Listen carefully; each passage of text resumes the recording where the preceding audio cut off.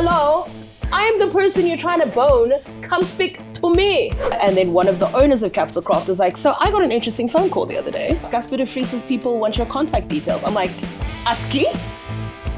What do you mean?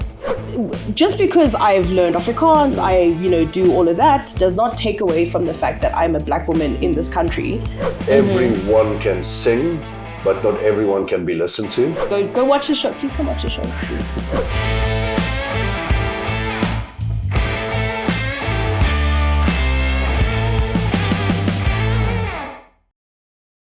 How's it, guys? Welcome back to the Baascast. My name is Baas de Beer. This is my cast, and on the couch next to me, I have Gugu Madlabane, who's about to hit me for not calling her Gugu. Hello. Hi. No, there shall be no violence today. Yet. I know, because the hoops are still on. Yes, no. Once they come off, then dan sal probleempies. I feel like I should justify that intro by saying that I've known Gugu for quite a few years. And one of the very first things she told me was, listen, you don't use my full name. Only my mom does that, and only when I'm in trouble. Yes. So, Gugu, thank you for coming onto the Baascast. I really appreciate it. Thank you for having me. It's overdue. It is long overdue. Can I just say, before we jump into the actual chat or whatever, and I haven't said this to you off camera or anything, so I'm doing it specifically in the recording so that there is a record of it. Live reactions. Yes. Okay. So we're getting deep already from jump. We're in 2 minutes. But can I just say that I am so incredibly proud of what you've built with this podcast, and just all of the stuff that you've achieved with it as well, and all the cool people you've spoken to. It is really, really cool. Just thinking back to all the conversations we've had back in the day. And to get to see you in your prime doing this is pretty fucking cool. I love it. Thank you so much. And I mean, let's just kick it off there by saying how we know each other. And I think it's a very good start, because my main focus, why I wanted to chat to you today, was to track your journey as an inspiration to other young people. Going from essentially what was a waitress / boggle at OnPlus, where I used to DJ and do events. And, you just rocked up there one day and started serving me drinks, and that was kind of cool. And then you started working. I'm kidding. And I mean, Gugu was the person that when I was DJing at OnPlus would come into the DJ booth and stand there simply to drink tequila and scratch my back. Oh, yes. Oh, my gosh. I almost forgot about the back scratches. And also, look at how long my nails have gotten now. You'll see, we'll get, actual decent, scratches now. Should we do that after the podcast? What do you mean after? Okay, so this is legitimately, completely unplanned content right now for you. But, this was literally, I'd be like, hey, Christo, and then we'd be talking to other people. Music people, take and I'd be requests. Talking to the bars, can I please get, a Bars brandy and, a Black Label, back when I used to drink Black Label. And then and that was it. And then we'd have deep conversations so I think, with the trauma started when I was But the best part was then it's Scotty doesn't know that Fiona is playing in the background or some offspring shit. And he's scratching backs and talking about love lives and stuff. Oh, what love life. Well, I mean, we've got stories. Listen, but let's just start with the thing. As I said, the journey from, I think we should get a catchy title out of this, from, I don't know, shot pourer to stage frequenter or something. Because, as I said, you went from basically, doing normal young person bar work, progressing to eventually taking over a bit of the quiz night duties for me. Now you're a professional quiz host. You've been on TV with Casper de Vries and stuff. We'll get to that. You've done some theatre productions, which is something I definitely want to talk to you about. I just spoke to Ildi. We are sitting in Ildi's garage. If you want to check that chat, there's a card up here somewhere. I don't know. Click on the thing. Click on the thing and do the stuff. But we'll get to that. I first want to ask you, how are you doing? Ooh, girl. I'm actually okay, and I'm happy to be oscillating on okay, a steady level of okayness, which is really good. Yeah, I'm pretty happy with where my life is at currently. See, that is the thing that I think 99% of people wish they could say, because I found that people are very unhappy nowadays. I'm about to say something controversial. Gird your loins, people. That's a choice. I in part believe it's a choice. Look, there's certain levels of circumstance that you can't help. It is what it is. But that's why I'm choosing to just oscillate on relatively okay. Shit happens all the time. Can't always be happy. So just be okay with it. Now, being okay and stuff is okay. But Yes. where are you in your life right now? Like, as we said, the journey from Bargle to whatever it is now, I think there's obviously people watching this that have no clue who you are. Sorry, you're going to be famous. You're not that famous yet. Yes. Can you just tell anyone watching that have got no clue? Who are you? What do you do? And why should they give a shit? They don't have to give a shit, honestly. I don't care. But also, no, you can. So I am an actor. I am a business owner. I am a woman of the world. And I am making it by. It's been a very interesting and long journey getting to where I'm at now. And yeah, kind of liking it. Co-business owner, let me put that, because Ildi not only is my best friend, but she is also my business partner. Yeah, and full-time freelancing things, which is really great. Now, I'm tracking your journey, and I'm going to be using that word a lot because it really has been quite a journey. It has been a journey. I mean, we spent quite some time working together in my previous company, and I think that we got to know each other on different levels there. Oh, yeah. I'm so glad that when you said who you are, you didn't start by saying, oh, I'm a woman that owns a business, because I feel a lot of women hide behind that. You came out, I'm an actor, I'm a business owner, and I'm a cool girl. You know, that's not the priority, it seems. You know, how would you say have you grown in the last 10, 15 years?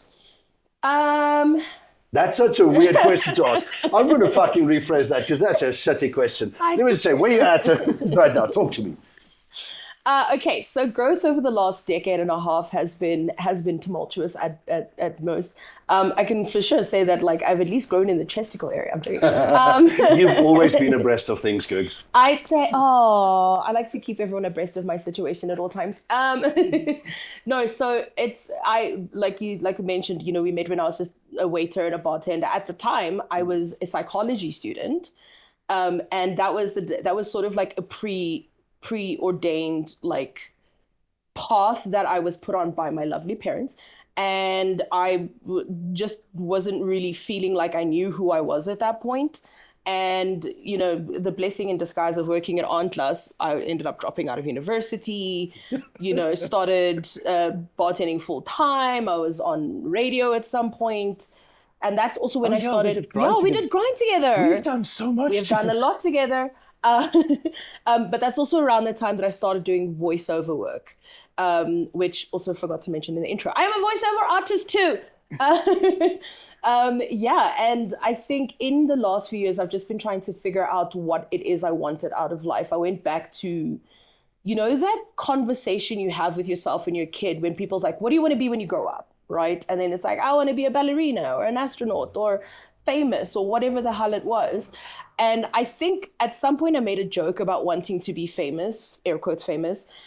But then but when I started acting and performing, I was like, oh, this is what I want to do. I want to be an actor in musical theater and musicals and doing all of that.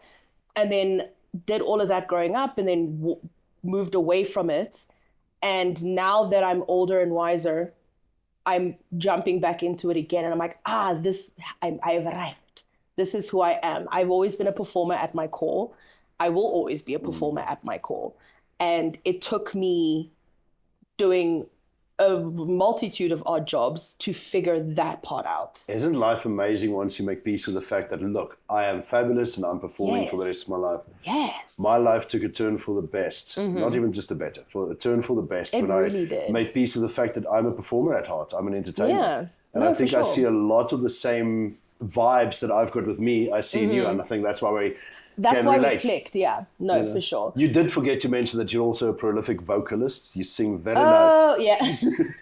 You know, people are going to think I'm a bad person because when we joke, I put on the black synth sometimes because you do the same. I do. Okay, but this is just my like default setting. And unfortunately, it's become a really bad habit in our company as well.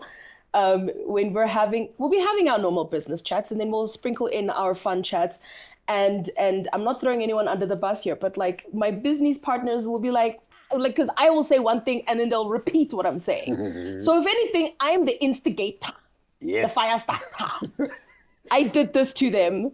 Don't blame them. I did this. Me alone. No one helped me.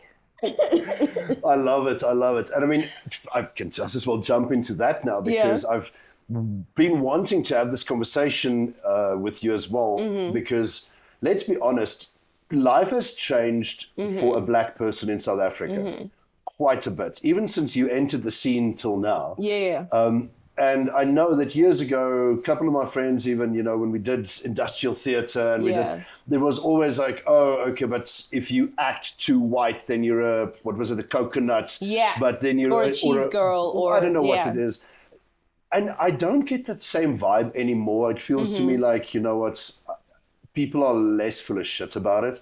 But if I can be so blunt as to ask, how has your experience as a black woman in entertainment changed? And your perspective of that since you started running the business side of entertainment and not just being on stage and, you know, being a black person that's entertaining. So I think that's also part of the growth journey as well, because there's a lot of, and I'm not necessarily speaking for a lot of other black entertainers as well, but a lot of them that specifically move in predominantly white spaces have had a lot of similar experiences to what I have. I mean, I've got a friend who is like a black friend who is a bassist in a metal band.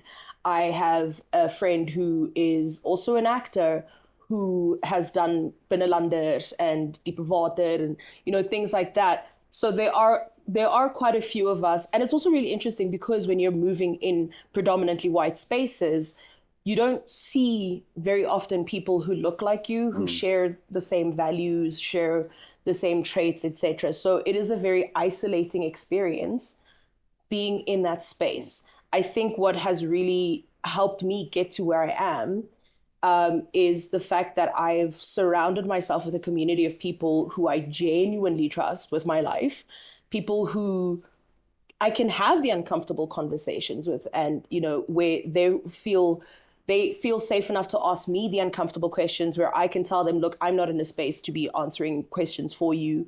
Do some research, come back and we'll have the conversation. It's really interesting because there is always this assumption that as a black performer, as a black entertainer, there is only one path. The YFM path, the Metro FM path, etc. And no shade to them at all, because that is brilliant work. It's beautiful. Everyone loves it. The path that I have chosen to take, the more alternative scene, Afrikaans media, things like that, that is not always heard of. So on the one hand, you'll get, you know, the black community that's like, oh, you're just trying to be white, or you just that. And then on the other hand, you have the white community that accepts you with open arms because I'm performing their culture, right? And so there's oftentimes been where someone would say, oh, but you're so much more Afrikaans than me. Oh, you praat Afrikaans very deliciously. Jy praat so goed. It's like, yes, well, yes. And it's like, oh, and my favorite is always, oh, but you're so well spoken. Like, how did you learn English? How did you learn Afrikaans? And I'm like, girl, I live in South Africa. I went to an Afrikaans high school. Like, kalmeer net, as a cool die volk af. To quote my friend Hannes, cool die volk af. So basically, but that's the thing. So I started bumping up against that for a while, because it's like, but now you're erasing a very important part of who I am. Erasing. Exactly. Just because I've learned Afrikaans, I do all of that, does not take away from the fact that I'm a black woman in this country who just grew up in this environment, and I'm here to stay. This is not my entire personality. This isn't my entire life. I contain multitudes. As a human being, we contain multitudes. And I think now I'm at that point where I'm like, bro, just like relax. I'm not Afrikaans. I will never be Afrikaans. I speak Afrikaans very deliciously. I move within Afrikaans culture. Also, Afrikaans culture and black culture, same WhatsApp group. So like, Afrikaans moms and Zulu moms. Oh, when it comes to feeding and protecting children, same WhatsApp group. Exactly. Have you ever been to an Afrikaans household where they don't feed you till you burst? No. Exactly. That's the thing. I've been to many black households where, food is love. You walk into the house, you smell food already. Oh, man. But you know what? I've got a controversial opinion, and people might hate me for it and stuff. But I think people put way too much emphasis and importance on your cultural heritage to determine who you are as a person. I'm like, I'm not exceptionally proud of being just ek sien Afrikaner Boerseuns. Let me just come out and say that. Yeah. And besides, you can't really say that I'm proud of being white, because then you are a white supremacist, but you're supposed to be proud of being black. And I'm like, why should I be proud of who I was born as? I'd rather be proud of who I make myself, Fair. you know, in life. And if I take a look at you, that kind of resonates, because every single thing that you've achieved, you've worked, I would say your tits off, but they're still there. They're still here. Voluptuously so. People are going to think I'm a bad person if I continue saying things like that. I brought it up. But so anyway, I'm a good bra. Oh. Point is, you know, every single thing that you are, every single thing that you've achieved, and I do believe everything that you will still achieve, because there's going to be a lot of that, you've worked hard for. Yeah, I don't think for I've sure. ever seen you get a hand out simply because, oh, look, she's a woman. Oh, she's black. Oh, she can speak Afrikaans. Sure, some things do put you in the right position for that. Exactly. But what would you then say for you is the key to your success? I mean, obviously, don't say hard work and sacrifice. But no, that's not the main thing of it. So I like to look at it as sort of a bit of a pie chart. There is, I'm one of the only people that I know who admits to the fact that luck played a role in it. Being in the right place at the right time. That's how I got on the Kyk the first time, doing a show with Christo de Beer. Being at the right place at the right time, shenaniganing. And they were like, I like your shenanigans. Let's put your shenanigans in the show. And I was like, cool. That was like, if I decided not to wake up that morning for whatever reason, because I don't know, I'm in pain. And I was in pain that day. I remember I was on a lot of painkillers that day. But things worked out. So a big chunk of it is luck. A bigger chunk of it is passion, because I'm a liker of things and I like pursuing the things that I like. And yeah, of course, the hard work and the grafting and all of that is involved. But I genuinely always say as a joke that it's because I'm a liker of things, but I think it's because I'm passionate about a lot of things, and things that just make me so curious and fascinated. I'm like, oh, that's really interesting. Tell me more. I want to find out about it. Yeah. So there's a curiosity in there as well. And I honestly, as much as I do attribute some of it to luck, that also does not take away from the fact that I do work hard. I do have some talent, if you want to throw that in there as well. You've got a lot of talent. Thank you. And humility. She's a humble queen. But yeah, no. So it's at the end of the day, I think it's a combination of all of those facets that got me to where I'm at now, and just being curious and wanting to try new things and being a liker of things. I love that. Yeah. That should go on a t-shirt. Be a liker of things. Be a liker of things. I think too many people are negative in that. Just in general, if you go into life with a negative expectancy and attitude, it will prevent you from saying things at comedy shows. How's that for a segue? You know where I'm going with this, right? Oh, boy. I want to hear the Casper story. The Casper story. Casper de Beer, you know, just tell us, what was the name of the story again? The full show was Kaso Pikasi, but the segment that I was in was Die Lager. Die Lager. Yes. And how on earth did a young black woman meet up with Casper de Beer and appear on his TV show? Okay. This is such a good story. Because you were there. So we were this was when we were still working at Park Acoustics. So it was after the bands had done and we gone to the comedy stage, and I was sitting with Lola, my former colleague and a friend. Love you, Lola. But then I was just, so I do this thing when I'm just relaxing where I'm like going to different accents. I'm like, Fifi, I want to put my finger on your belly button, you know, things like that. Like just dumb nonsense. And then I think I was speaking in Afrikaans. I don't know. I might have been doing an Afrikaans accent or speaking to someone in Afrikaans. And then Casper de Beer was also performing that day. But I didn't know that he was sitting in the crowd when all of this was happening. I was just, you know, doing my own thing and just chatting to my friends. And then we sit down and watch the show. Cool, carry on with life. That following Tuesday, I can't remember what day of the week it was. So we're at Capital Craft. It was a Tuesday because we're always at Capital Craft on Tuesdays. And we were in the meeting and we finished the meeting, whatever. And then one of the owners of Capital Craft was like, so I got an interesting phone call the other day. And yeah, Casper de Vries's people want your contact details. I'm like, Askies? What do you mean? Why? And so he's like, no, he heard you speaking Afrikaans and he thought you were really funny. You're making jokes and stuff. So yeah, they want to get in touch with you. Can I give him your number? I'm like, why are you asking me? Why didn't you give the number? Give the number already. So then they give my number to Kasi and his team. And a couple of days later, a producer named Chris Green calls me. And he's like, hey, got your contact info from so-and-so. And yeah, Casper said he saw you at this event and he really likes your personality and he thinks you're funny and you speak Afrikaans. It's a bonus. How would you like to come be in the show? And I was like, what the actual fuck is happening right now? Is this a prank call? I was like, are you, because I gave my number, because eventually when the Capital Craft owner, I can't remember who specifically it was, but I remember thinking to myself, I'm like, this has got to be a joke, but give my number anyways. There's no way. There's absolutely no way this is going to happen. And a couple days later, Chris phones me and I'm like, okay, cool. Yeah, sure. And he's like, yeah, just, come to this address on this date for a screen test. I'm like, so we're skipping auditions. Okay, cool.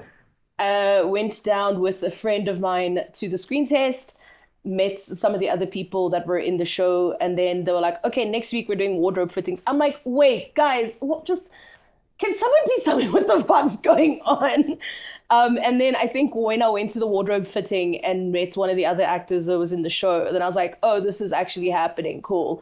Then they sent the contract and I signed it, and I'm like, this is wild. You haven't had any drama training. Well, I did drama and stuff in school, but I didn't formally go to university to study drama after high school. You are the drama. You bring the drama. She is the drama. So that's also why I always do acknowledge the fact that a lot of luck is involved in my nonsense, because that was right place, right time, being dumb, and here we are. As that show, the one that you did with Cassie now, yeah. Would you say that has led to the other successes in the theatre and any other acting jobs? I think so, yes. I think because also the other thing is when you're out auditioning or looking for representation, if you don't have anything to show, you can send them a monologue or an audition piece or whatever, but if you don't show, it's like, hey, I've actually done another thing. They might not want to look twice at you, really. And it had been a good couple of years between Kasupikasi and Livadudu. But in between, I was doing voiceover things and we had done theatre stuff. And that one, I can't even remember how I ended up doing Sophia Town to begin with. Oh, Ildi. Ildi literally was like, hey, they're looking for people to do this. Are you keen? I'm like, yeah, I'm keen. I haven't done acting in a while. Let's go, bro. I think part of that show was the catalyst. Because it also reignited my love of acting again. At this point, we shot Kasupikasi in January of 2020 for 2 weeks, and so that ignited my love again for acting. I was like, oh, I missed this. We need to do this. I don't know how I'm going to do this. And around that time, Ildi was also like, oh, I definitely also want to get back into acting. And we just started meeting people in random spaces and talking to people in random spaces. We bonded over our love of acting and theatre at an event in the middle of Joburg, like 8 years ago almost. and that shared love of the theatre is what brought us to where we are today now. So I think that show was the catalyst for all of the other acting gigs that I've done since. I saw you in Stalk Baas. Yes. And what was so insane for me was to see this friend, this lady, this woman that I love, this soft-hearted, kind, nice. It's Gugu.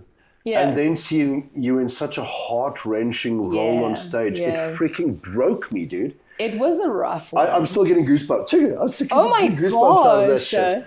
I remember sitting there, and for me, it's always a bit more difficult to say that's the actor versus that's the friend that I know, because your brain registers. Stalk Baas itself, just in a nutshell, that was all wat apartheid-era grensoorlog, plaasmoorde, sorry. Apartheid-era plaasmoorde and all that. It's such a serious, dark topic. And going from that into what is now, I mean, you're busy with this production, The Pillowman. Yes. It's a very dark comedy.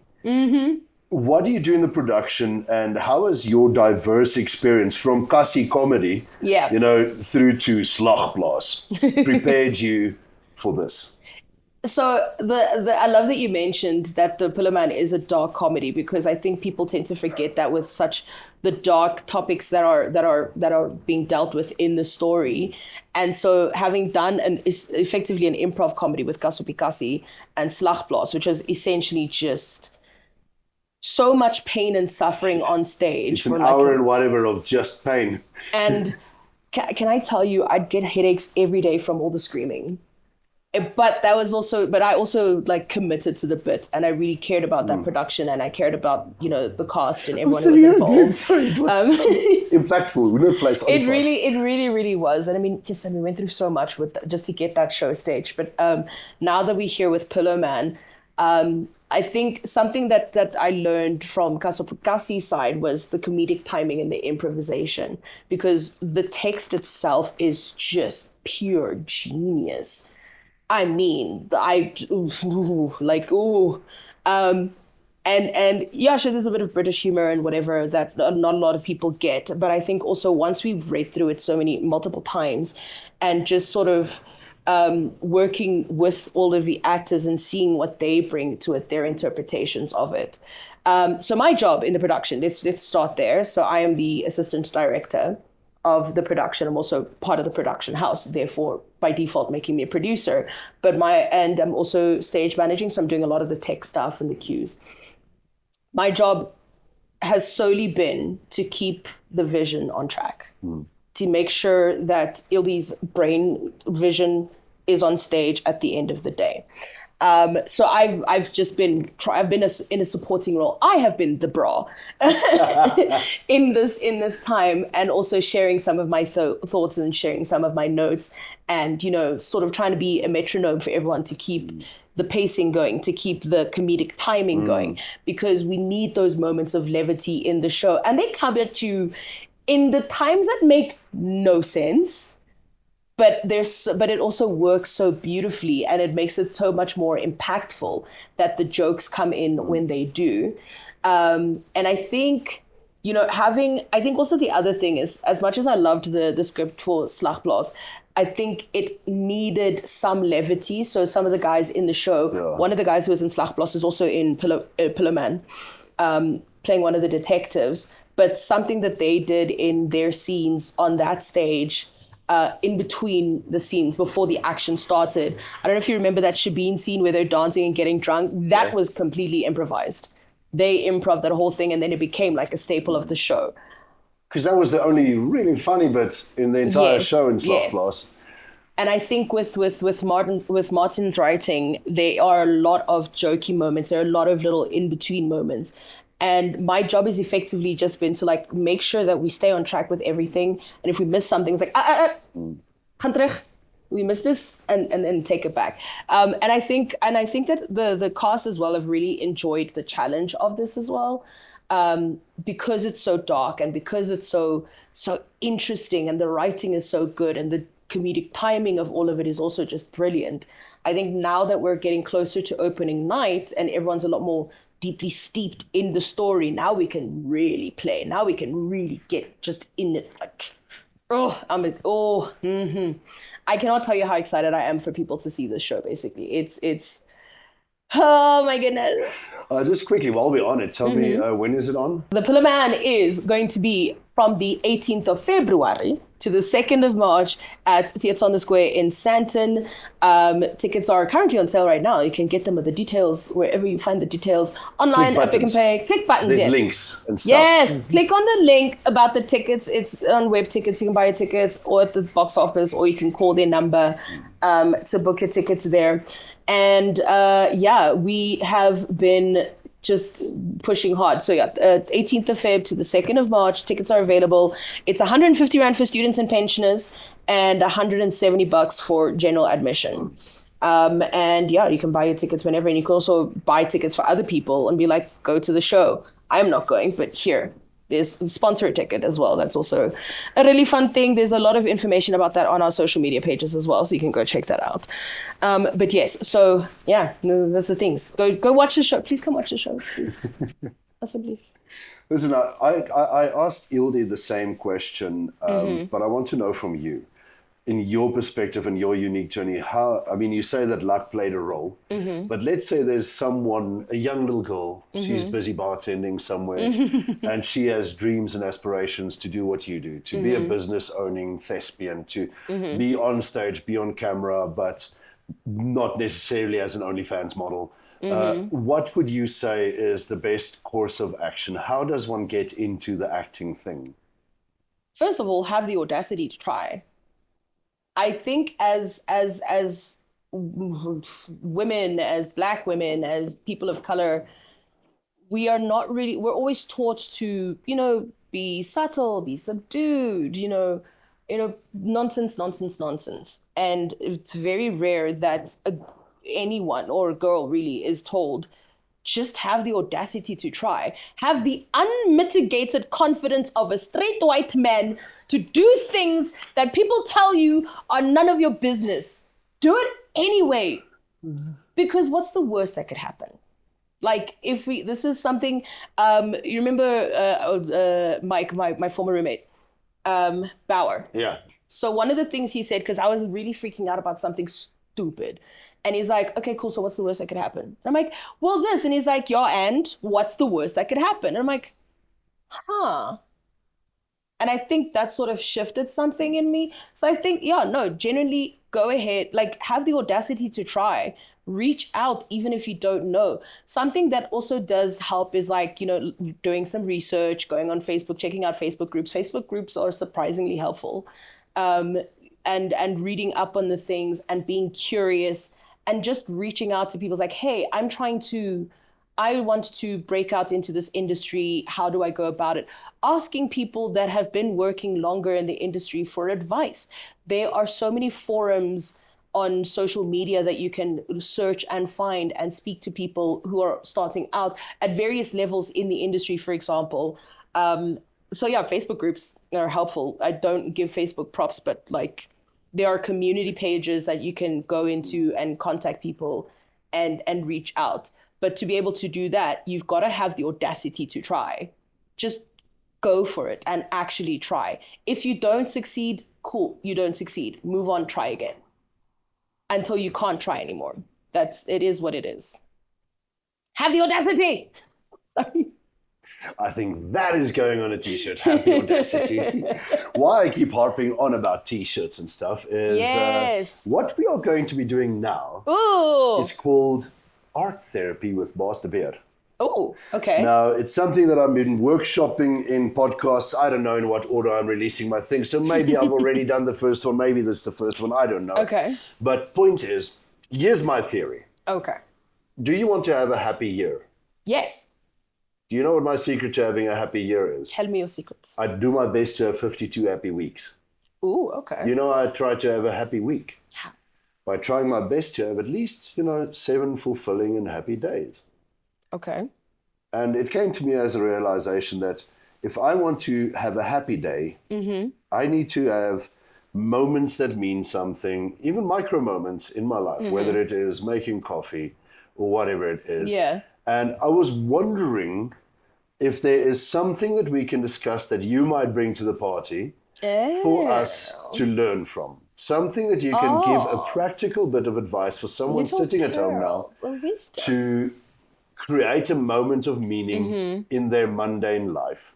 I mean, let's be honest, all of us have a mundane moment.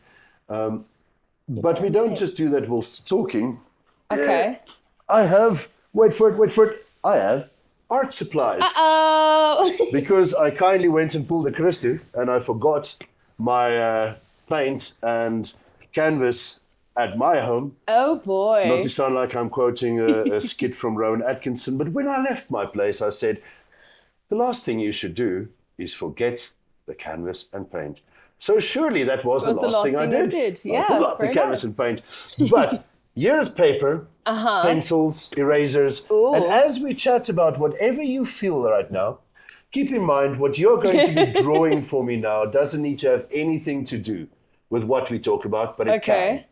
But oh boy, what you draw now in this art therapy with Baas will be going onto a T-shirt with my brand called Dolomit van Springs. So this is officially a T-shirt design that you are drawing for yourself that's going onto the onlines. But before we get going into that, just tell me, what is that one meaningful moment? Ooh. How do we create more meaningful moments? So I'll share what my secret is, or the thing that that brings me a little joy and that annoys the shit out of my little sister, but also makes her happy. You mentioned earlier my delicious voice. So I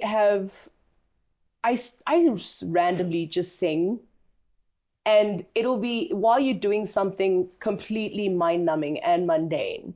I like to joke that I have like this broken jukebox in my head.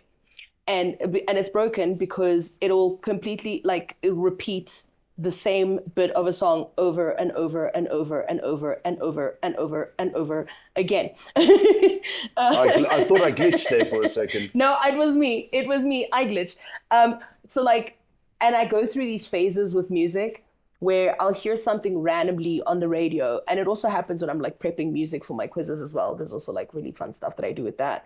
And so I'll have a song that gets stuck in my head and I need to get it out of my system. So to get it out of my system, I start singing it. And whether it's that one refrain in the song, whether it's the bridge, whether it's the chorus, whether it's a single verse in the chorus, whatever it might be, I need to get the song out of my head. Mind you, I might not even know the full lyrics to a song, and I will continue singing it until I figure out what the full lyrics are of said song. Because of course she's not going to Google. Of course. She's just going to Gugu. She's not going to Google. She's just going to Gugu. So I'll be cleaning the house and I'll start singing random songs. So I don't even play music when I'm cleaning anymore. I'm just like singing to myself, or I'll play a podcast and then I'll be like, nope. And then I must sing. And so I don't keep the singing to just in the shower, because that's also so that's one of the things that helps me sort of de-stress, to take myself out of the overthinkingness, and I just find the jukebox in their head and start singing. It's not particularly productive or helpful, but it is one of the ways that brings me a little joy. And now I know a lot of people who like singing who don't necessarily have the voice to sing and feel scared or shy or weird about it. Hey, my voice cracks when I sing all the time. I sound false all the time. But if you have a song in your heart, let it out, babes. Let the song out of your heart and just share it with your paintings and your coffee mugs and your cleaning products. And I think there we've got the theme for your drawing. So if I had to tell you, give me a visual representation of what it feels like to let go via song, what would you put on that page? Weirdly, I want to draw Jigglypuff now. Non-copyright infringed things. I know. Okay. I have to be honest, I have no idea how to integrate this Baas de Beer, art therapy with Baas already, but this is me giving it a go. Okay. So let's talk you through it. I have no idea. Like, can I just say I have a lot of talents. Drawing is not one of them. So you're in for a ride, my friend. That's okay. In very much the same way, you can go. Don't wait for me. I believe that, for instance, with singing, everyone can sing, but not everyone can be listened to. Oh, that is a bar. Listen, drop the mic. Drop the proverbial. Don't actually drop the mic. Those things are expensive. Yeah. And it's clipped onto my shirt. That too, yes. Right, so let's see what you get up to. I'm going to be asking you questions about what you draw as you go along. Okay, that's perfection. That is perfection. I should probably bring the camera closer.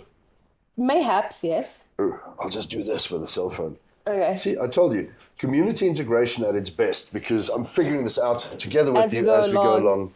I'm also trying to slowly but surely figure out what I'm doing in my head so that people can see that I cannot draw a circle. Again, I am talented in many other regards except for drawings. Well, it's okay. Whatever you draw now doesn't need to be perfect. It just goes onto a T-shirt as is. Fair. So what we've got there for the audio listeners is essentially a video that will be useless to you. So this is why this bit is probably going up separate, but that looks dangerously like a dick. Yes. Or an acorn with legs. I have no idea what I'm doing, just by the way. I freely admit it. I'm not afraid to admit my faults. I see where that's going. Yes, but like I'm trying to like imagine the one that I have at home and trying to put that on a papirchi. If anyone's just listening and I said, it looks like a dick, and then you're like, I'm imagining the one I have at home. Yes, continue imagining my vibrating dildos, why don't you? I have no desire. But what I will say is this is starting to look a lot like a microphone. Yes, but but like, should I do the squigglies, the little squigglies that make the little like metal grill thingies? You know, at the top of a microphone, this is the part that gets most disgusting. Those of you who own microphones, clean your microphone. Yes, please. Gugu's tip for the day. Sanitize. Gugu's tip for safety and life. I know it's not COVID times, but please sanitize your microphones. And if you're a musician, buy a microphone and take it with you to a venue. All of your things, yes. Do you still get, you still do open mics and stuff, hey? I don't really do open mic anymore. I'm hopefully launching a new artist discovery thing with a venue, but I can't say much yet because hopefully I get confirmation this week. But the idea that I've got there is to essentially have a proper gig where we book 3 young artists without a name per se, but give them the full artist treatment. So they get the poster, they get the look, this person is playing, and then all 3 of them go and perform on the same. I do too, so it's just 4 of us playing at the venue on the Sunday. Oh, I like that. If this pitch gets approved. And out of those 3, all of them get paid a nominal fee, they get the artist food and all this shit. But then just out of those 3, the venue picks a person to go and get a featured slot at the next event in the following month. Oh, I like that. I just feel that I've been doing open mic for so long that I've got this army of musicians. Yeah. That's all been playing open mic, but it's time to move on. Yes, for sure. I love open mic and there's a space for it, but I feel there's a lot of others fulfilling what was my role in open mic before. My next step is to bring those artists that have been grafting at open mics to a real stage. Fair. Which is also really, really brilliant because, again, it goes back to the thing of, like, when you don't know when you don't know where specifically to look for things, and it kind of brings us back to the thing I said about curiosity and about, like, reaching out and just having the audacity to try. I mean, how many guys have you worked with during open mic things where someone is literally like, hey, I saw you do this thing. I'd like to give it a try. Can I come give it a try? Because, I mean, musicians, I think, have more guts than most people think they do. I remember so vividly so many young people coming to open mics and literally shaking in their pants, unable to almost speak because this is the first time that they will be doing this singing thing on stage. I mean, I've met musicians that's been playing for years and not even their parents knew they were singing. That they're singers, best friends that were shocked that their friend got up on stage because they thought they just invited them to go and watch an open mic, just go drink at the bar. At the bar. And drink at the bar. How was your first time on stage? Singing-wise or acting-wise? Let's go for singing. Terrifying. So, fun fact, I still get stage fright. And, like, severe stage fright to the point where, like, my entire body shakes. It's wild. So the first time that I actually was, like, on stage singing at a thing was definitely an on-class open mic thing. Oh, so I'm totally claiming your career. Sorry. First of all, how dare you? Secondly, I will not be paying you royalties. There are no royalties to pay. No, I was terrified. Like, for the longest time as a kid, I wanted to be a performer. I figured, now I'll do that in the form of singing. I mean, I auditioned for competition shows and all of that. And that never amounted to anything. So getting up on the open mic stage, I was like, oh, this could be fun and interesting. Oh, it's going to look like a Voldemort nose. Hey, for someone that says you can't draw, it's actually really not looking too cock. I am overthinking the shit out of this nose. No, so I was just fucking terrified. And I got up there, and then the second I started singing, I was like, oh, I love this. I love being on here and just the feeling of it. And yes, I love being revered by people. I love that people like enjoyed what I was like, how I was singing and all of that nonsense. Like it's an ego trip But it was one of the most terrifying things that I've ever done because I've also haven't sung on a stage like that before. So I was just shaking. And then about halfway through the song, like it kind of calmed down. And I got to just really enjoy the performance the rest of the time. But it was terrifying. And then you get reminded, to do things that terrify you and stuff like that. But yeah, that was one of them. What came first, the love for the music on stage or the love for the acting? Um, I don't acting, the love for the acting. Yeah. I was gonna lie and say I don't actually know. It was the love for the acting. Singing, but interestingly enough, singing for me feels a lot more personal than acting because you can't really lie with when you're acting, obviously there is some truth behind it. You have to get into the character to be able to like portray the role truthfully. But with singing, there isn't much you can hide behind. Acting is lying professionally. What are you talking about? Exactly. But with regards to singing, it feels so much more personal because you are sharing a very deep personal soul part of your soul. And I always find like the best singers in the industry are people that you can feel, holy shit, that is like the most deep and personal thing you'll be singing about. So that I also always felt severely vulnerable on stage, singing specifically. I mean, I still feel vulnerable as an actor as well, but like as a singer, like that stuff was also just way too hard. I think for me, it's so hard.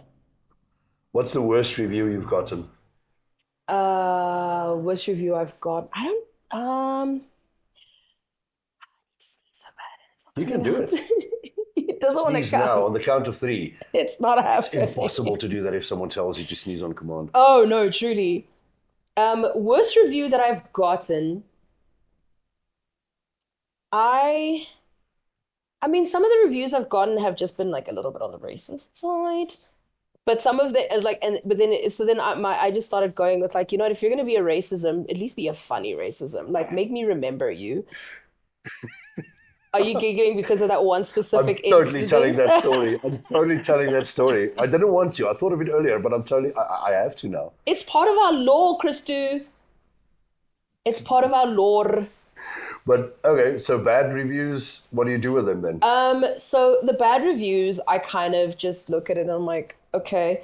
If it's a bad review with some constructive criticism, which I got with Stalk Baas specifically, but that was like told to me in person, they're like, your performance isn't believable. I'm not believing that you care that something is happening to your child, or things like that. And I took that to heart because that was constructive. That actually helped me. A bad review isn't always with bad intentions. No, for sure. Yeah. So, but those ones are ones that I'm okay with. But a bad review where it's just coming from a hateful place, I don't even think about it anymore. Because what's that going to help? Who's that helping? It just seemed like someone wanted to rant. So I think the best way to deal with bad reviews is if it's a constructive bad review, that's great. If it's a bad review where someone is just trying to be mean for the sake of being mean, it's none of your business. It's none of your business, man. I mean, people don't realize the power of their words sometimes. Mm-hmm. Hence my segue into our story while you are drawing your picture there of, I look forward to putting this on a t-shirt. That's going to be fun. Yes. Now, I have to tell you the story while Gug's busy drawing. It was the year of our Lord, probably around about, I want to say 2017. I think so, yeah. 2017. Possibly there. Yeah. And Gugu was still working at On Plus as Bargle. I don't know what you were at that stage. I was a bartender, but I was off that night. And I'm just going to tell the story as it happened. If you want to take offense to it, feel free. But I'm busy DJing, and this young blonde Boerseuns comes up to me, and his first words to me were, "Yo, hey, daai houtkop meisie met wie jy uithang. What's her name?" Or something like that. And I was ready to fucking throw fists, bro. You don't say I that about don't my friends. blame I you. don't condone that language. I don't like you. But before I could say anything, he proceeds to say, do you think I can buy her a drink? Is she single? And I have never been so confused in my life. And that was the night that I realized we live in a weirdly, oddly progressive city called Pretoria. Because you've got a Boerseuns that was so ingrained that he would still say a bad word about a person of color, but he wants to fuck her. And I think also And it's not just to get the color card or whatever you call it. What's there's a nice word for it, well, quirky word for. It's someone that says you've got the color card or something. I don't know. It's if you hook up with a person of a different color, just a race, just to, I don't know. I've never heard of that. The thing. If you It know feels the like thing, a just notch in the comment. belt, yeah. Yeah, it's not just a tick. Oh, to complete the list, midget, black girl, random hookup, and it didn't feel like that. Now I have to ask, out of that story, how did that actually make you feel? Because you were like dying of laughter, and I was just very confused. And then I was like, that's new.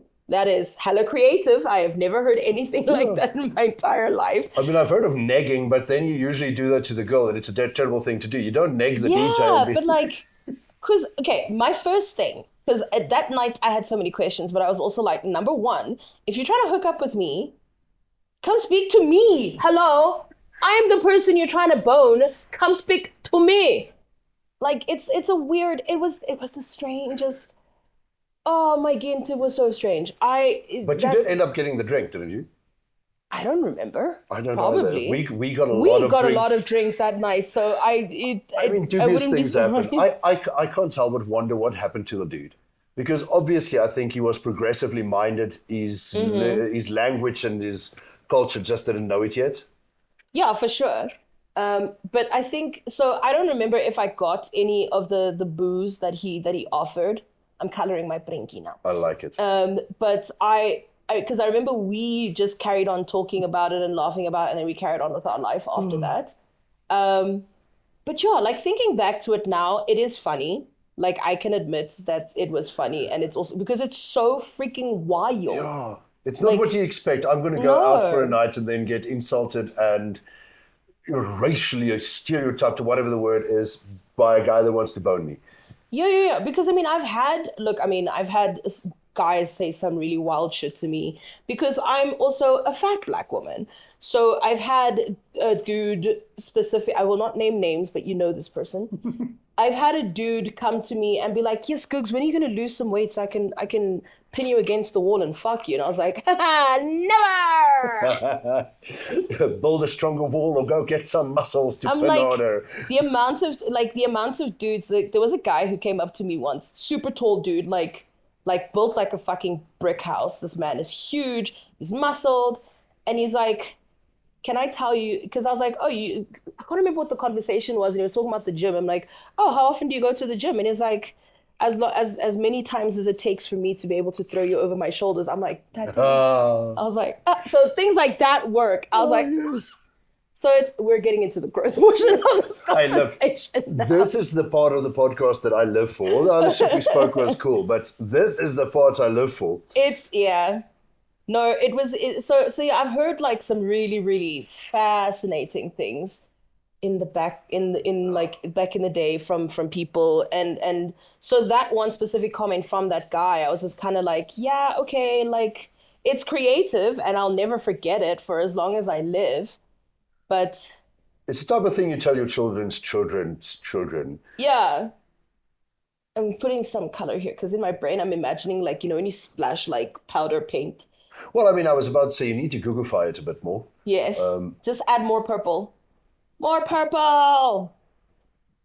But yeah, no, so people will say unhinged things all the frigging time, and that's fine.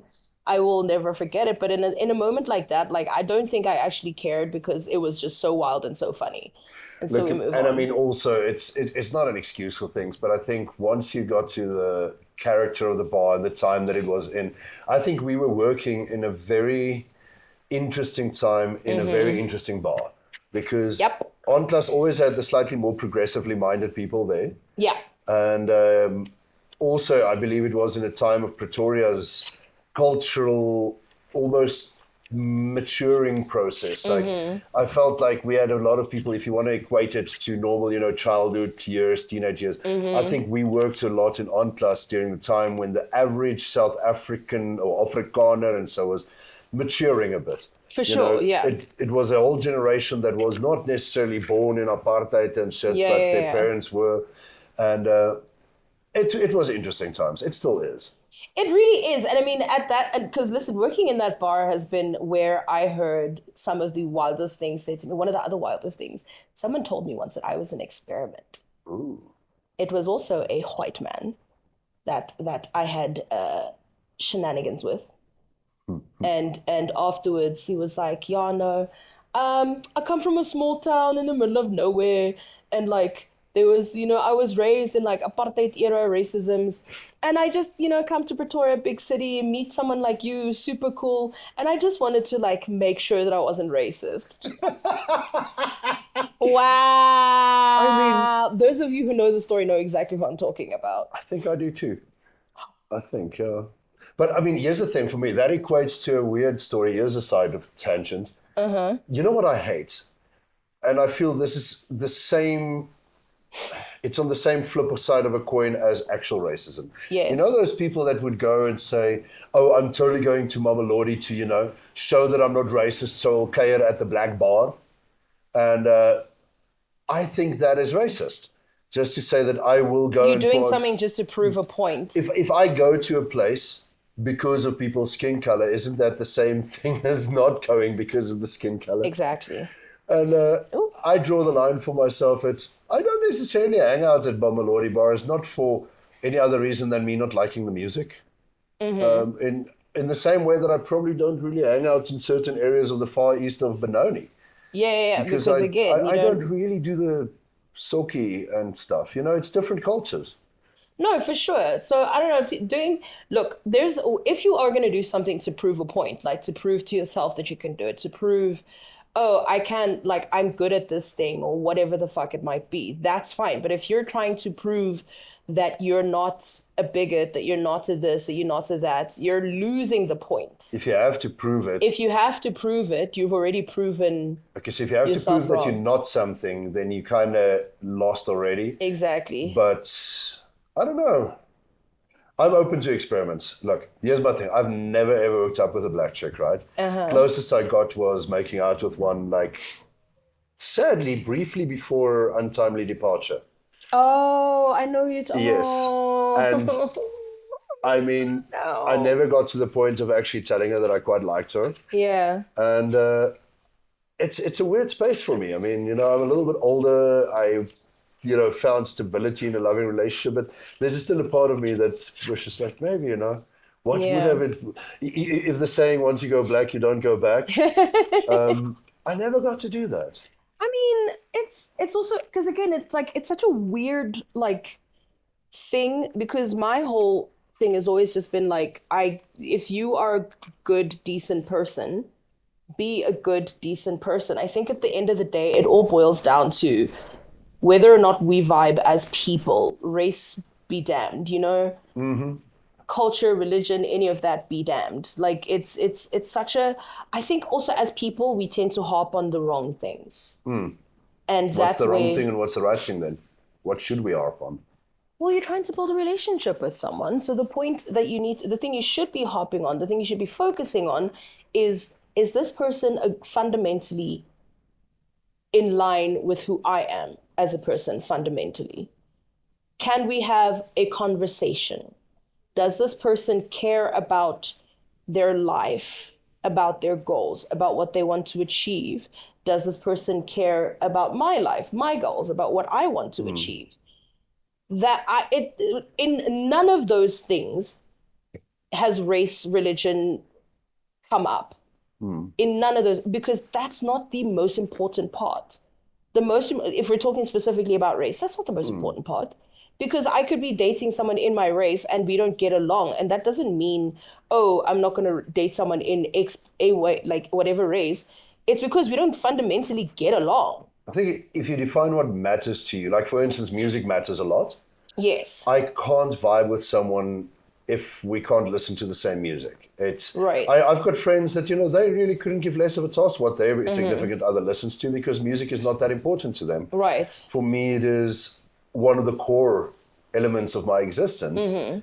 So that's why I say, for the same reason that I can't necessarily, go out with someone that is a prolific lover of soca music, I also can't date you if your favorite music is amapiano. For sure. Just like how, and I mean, my best friends, who are also my business partners, are a married couple. And the one thing that I love the most about their relationship is, I mean, it's also something that really annoys me, sometimes the way that they speak to each other, but the inside jokes or whatever. I love how incredibly true to themselves they are with each other and outside of the bounds of their home. Like, they're so incredibly just true to each other. They are completely honest. They have their own little language. They share the same values, and there's a curiosity. The one thing that I love about him is that he's in like a corporate field, whereas she's in entertainment, and then we obviously co-own the company together. But he is so curious about, the shows that we're producing, the things we want to do, and then he also advocates for her, and by extension for me. And so, but that's the thing, it's because he gives a shit about what she gives a shit about. That's I think is so important. And that's, again, fundamentally what all relationships should be about. If your partner does not care about what you care about, and if he's just like, oh, okay, well, I don't actually give a shit about what you have to contribute to life, then that's not your partner. That's just my humble opinion about it. I love it. Yes. This has been the most amazing art therapy with Baas session. Is that the brewing? Are you done? If I add more to it, it's going to look insane. But yes, I'm done. The key to good art is to know when to stop. Yes. Show it to the camera. Let's see. Okay. You can show it to that camera. Here is my piece of art. It is a mouth singing into a microphone, into a microsuave. And then I put rainbow colors on it, because I couldn't make the paint splashing thing, but yes. Due to lack of paint. Sorry.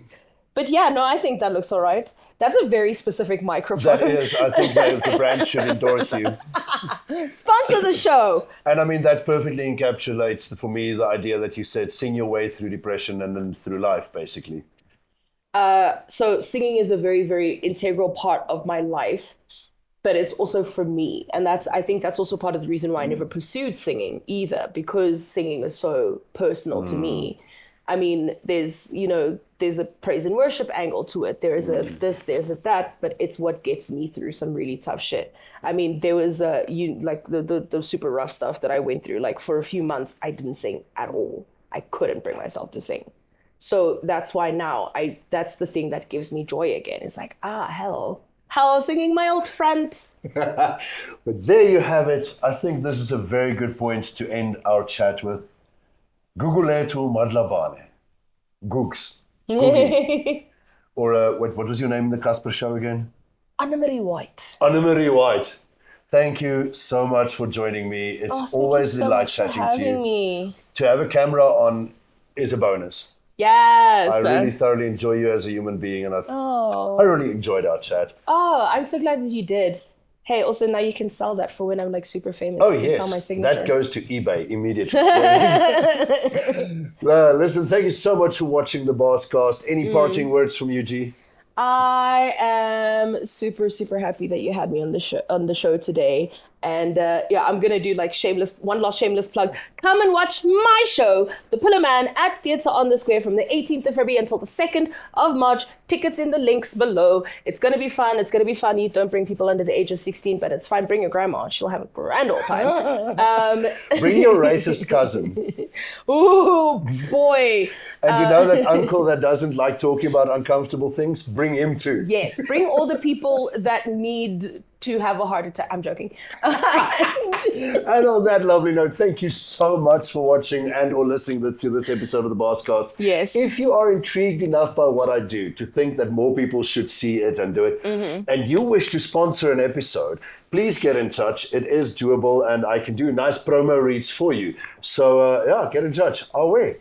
Do it. I need I feel I need an out slogan. I want to do like Baas de Beer out, but I don't do that because that's cheesy. That's gross. I won't do that. I don't know, drop the bass. That was Baasy's dit. I don't know. That was Bossy's dit. Hey, I like that. I'm just going to continue talking cut. This is where I fade out and do things. And then just be like, bye. That's your thing. Bye. Bye and hi. It is my thing.